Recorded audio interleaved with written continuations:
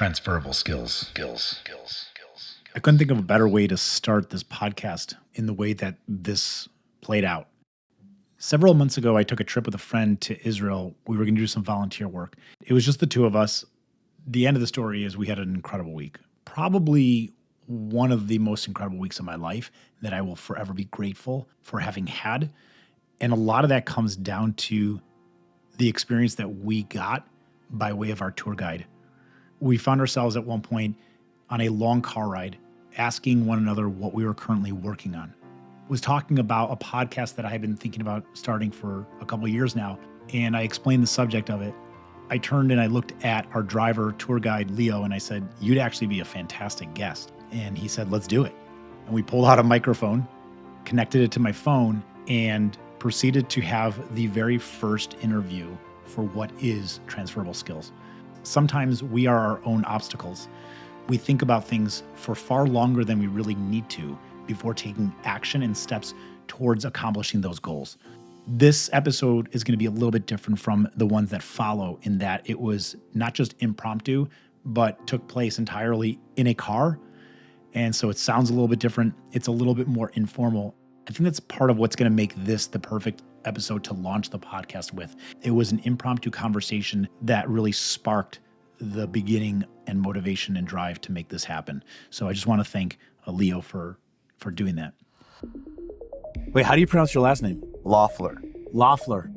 This episode, we have Leo Loeffler. We're actually driving down, what road is this? This is Route 1 in the Judean foothills of Israel. Where are we heading? We're heading to Tekoa, the Judean desert, ancient city from the book of Amos. It's great to have you, Leo. You know, I met you like 4 days ago. Yeah. And I know you in the context of being a tour guide here anywhere within Israel.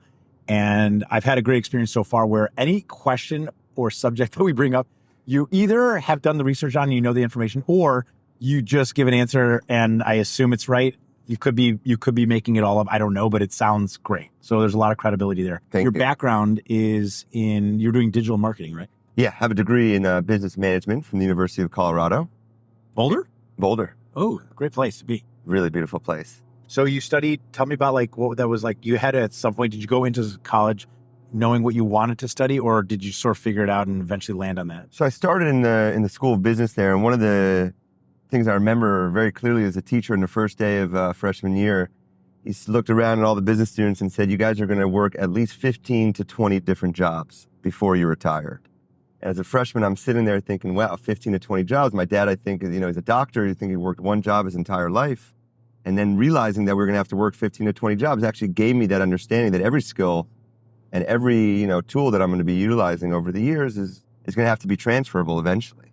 Was that supposed to be inspirational or like make you feel intimidated that you're going to have to I think he wanted to make sure all these kids in Boulder realize that we're in school and it's going to be a tough road ahead and it's not just C's and skis get degrees. So, so you graduated. Tell me about your first job out of college. So first job I had at college, I worked for this company, basically a loyalty marketing program in Florida.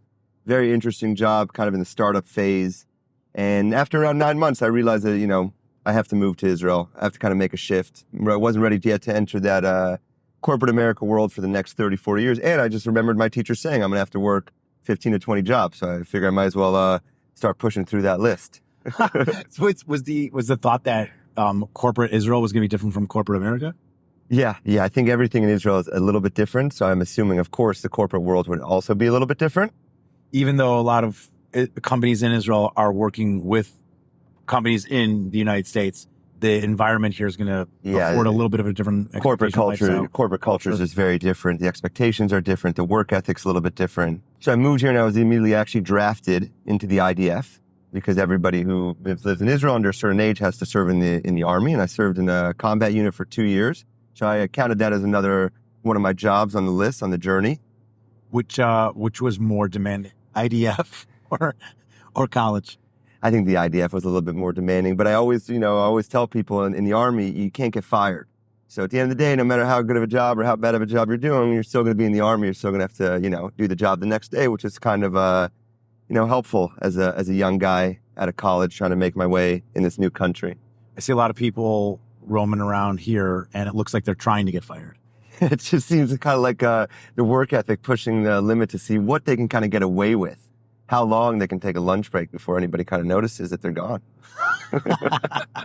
The funny thing is, I think that business owners alike, it's not like in the United States where the business owner is like trying to keep tabs on. Oh, yeah. No, it's top down. They're the worst one. It's top down. You know, the CEO went for lunch for 3.5 hours. I'm going to push it for 4 tomorrow. So after the Army, I actually made another switch. I worked in the NGO world, and I worked in the nonprofits and really cool organizations and helping soldiers and helping new immigrants acclimate to their new life in Israel. And that was a very interesting experience. And then after that, I realized, life's demanding. You have to actually make a little bit of money. The nonprofit's not always going to pay for my travel expenses. So I made another shift, and I started working for a med tech company. Very cool company doing digital marketing. And that was very interesting. I worked there for a little over 1.5 years. The through line so far is marketing, digital marketing at these different companies, yeah? Yeah, but I think also in addition to, a big part of marketing, anybody who's worked in that world is really marketing yourself. So sometimes I can be marketing for a company. But at the end of the day, I know when I go home and I leave that office, I really have to be marketing myself because, things can change. I could work in a different job. And at the end of the day, I have to market myself. I feel like sales and marketing might be unique within the traditional disciplines of business, where the added benefit of being really good at your job in those two roles affords you the ability to probably market yourself pretty well. Yeah, I definitely think they're very interconnected. They go hand in hand. And also working as a salesman before I even moved to Israel, shows you how important it is to sell yourself and market yourself. So definitely go hand in hand. Tell me about some of the skills that you were using to do your job effectively in those roles. So I think one of the most important things with marketing is the communication aspect. Is in addition to communicating the brand or whatever the company is offering or asking, it's really also communicating within the company, outside the company, making sure everybody's being heard, and that includes obviously myself. You enjoyed the work?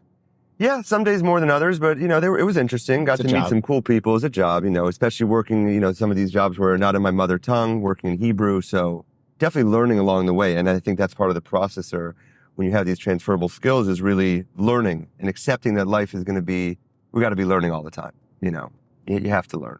At some point, you probably were starting to think of your next, got to get through that list of 20. Yep, Here's definitely the next thing. Where did you go from there?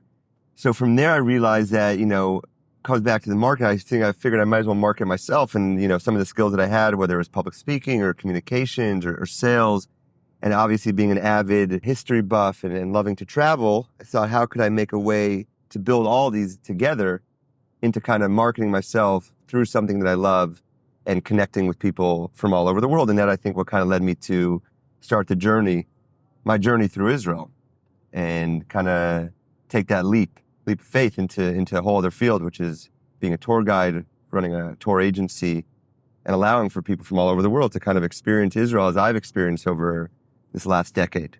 Do you feel that your experience over the last 10 years living here is fairly unique? Is it common? What are the things that you wish you had known when you moved here that you'd like to impart on other people who are kind of newly either moving here or visiting maybe as a prospect? Yeah, it's a great question, Noah. So I think the idea of living here, if somebody told you, the great joke is, how do you become a millionaire in Israel? Is you come with one. Yeah, you come with $1 million. You come with $1 million, you turn that into 2, no problem. So I wish maybe somebody had told me that a little bit earlier. Then you would have just brought $1 million. Yeah, that would have solved a lot of problems. But I think the aspect of living here in 10 years, kind of being in this journey and going through different jobs and living in different cities and traveling all over the country, I think has definitely created a unique proposition for me to impart this wisdom and impart these experiences onto others that the average person, or if you're just coming on a day trip or a tour with the group, that you might not really get to see as somebody, who's kind of doing it himself. So now you're in entrepreneur mode. You're starting a business. You're self-employed. It's all based on how hard you push it. Yeah. So you're jumping into this. What was that support system like at home or amongst your friends when you told them that you wanted to quit your job, you wanted to do something completely different on your own?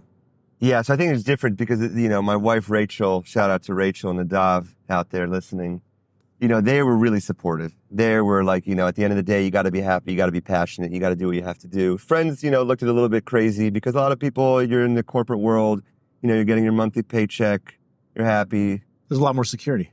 A lot more security, but sometimes with security, you lose a little bit of that adventure in life. This notion of making a pivot in your career or taking a risk, leaping, part of that is abandoning a lot of the security. This idea that, well, I have this training, I have this background and experience, and this is the world I know, and leaving that to go do anything different, regardless of what that's, even if it is working for another company, but in a completely different capacity, in a different role, you're abandoning maybe your comfort zone.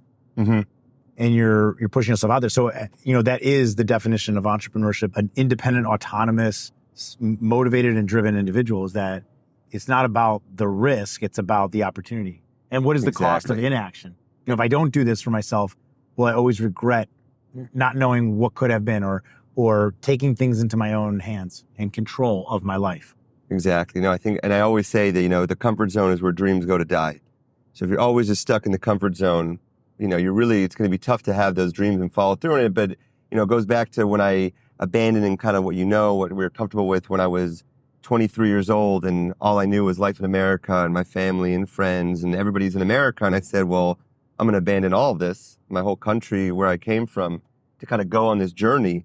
That allowed me to kind of like ride the momentum, ride the wave of, okay, I've already done this once in a really grand scale. So how different could it be if I'm going to do it with myself as an entrepreneurial mode and for my own business to, kind of abandon one thing to chase another passion. I think that's where you're allowed to, you find out really who you are and how you can grow and by being uncomfortable. So now you're in this mode. Yeah. Do you go into planning mode and you're going to plan forever?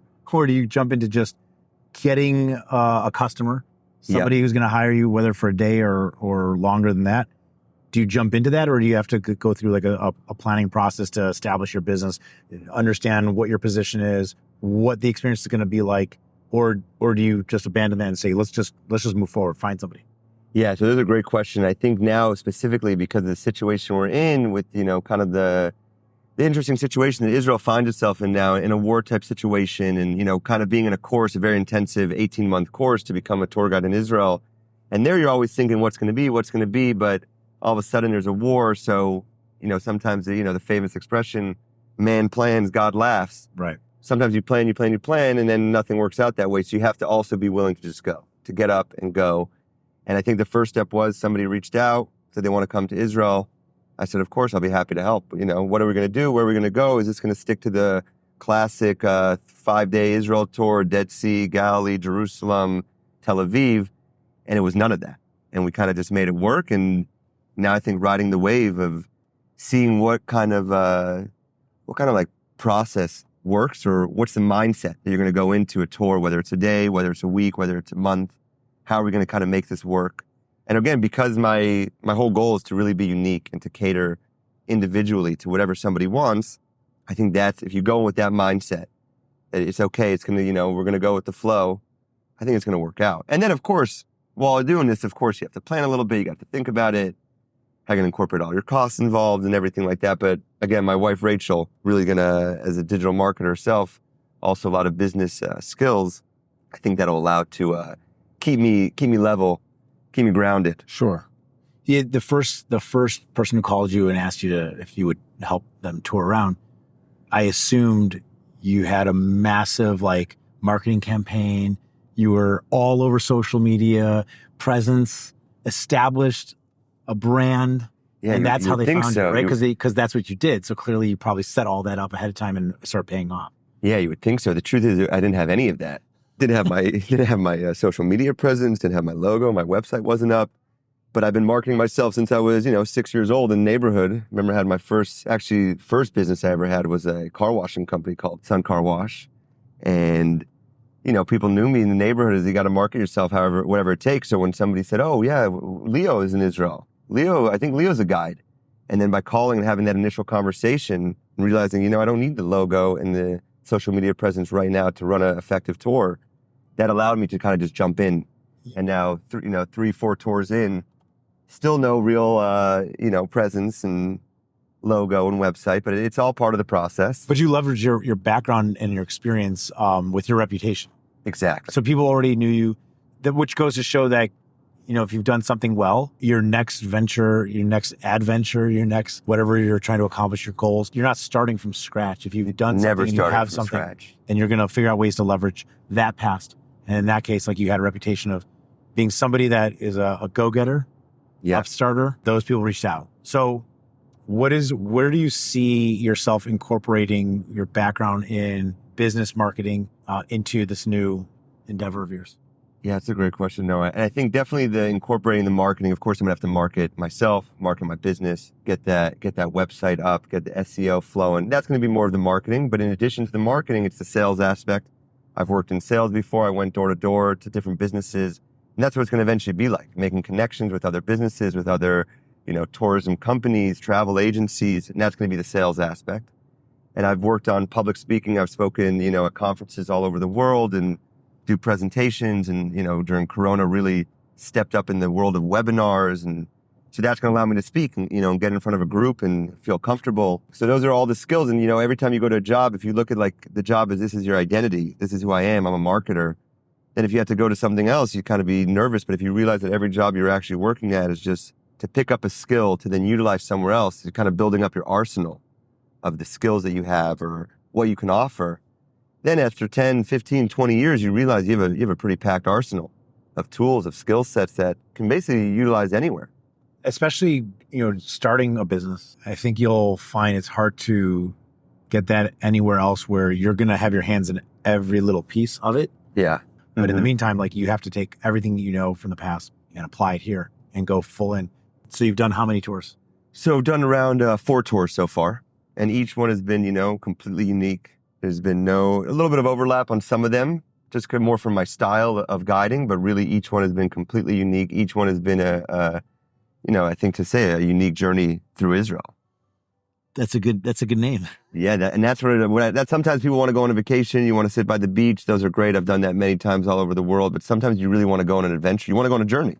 And what better place to journey than through Israel? What's your process like in planning for it? Do your clients tell you what they want to do, or do you make? Yeah, so certain clients have a lot more influence and say in what they want to do.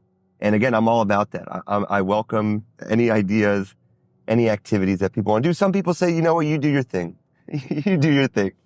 And we're along for the ride. We're along for the ride. And some people want to have a little bit more say, and they want to, go certain places, and I have to, sometimes push back and say, listen, so I know I'm going to take you on the journey. You just got to come with.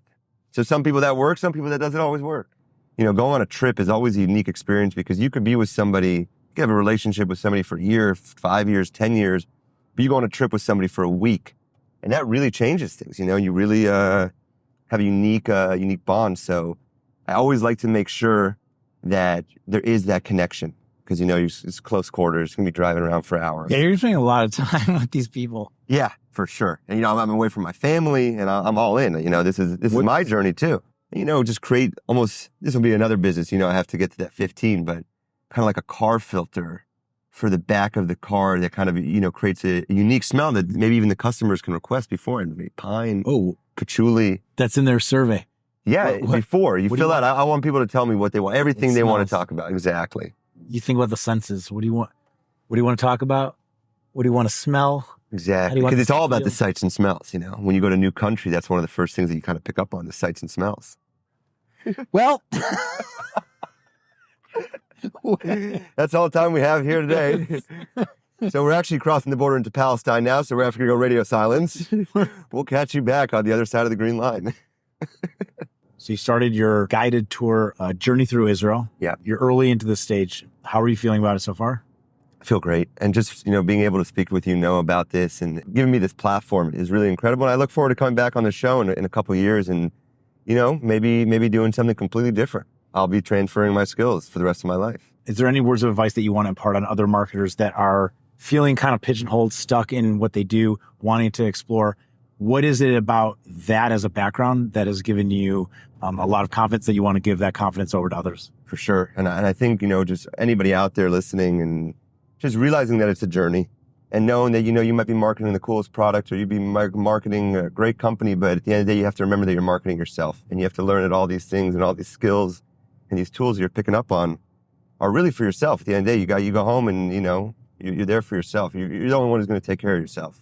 There's a famous quote in scripture that says, if I'm not for myself, then who am I? So sometimes you got to really just look and be there for yourself and know that it's a journey and know that it's a process and enjoy the ride while you're at it.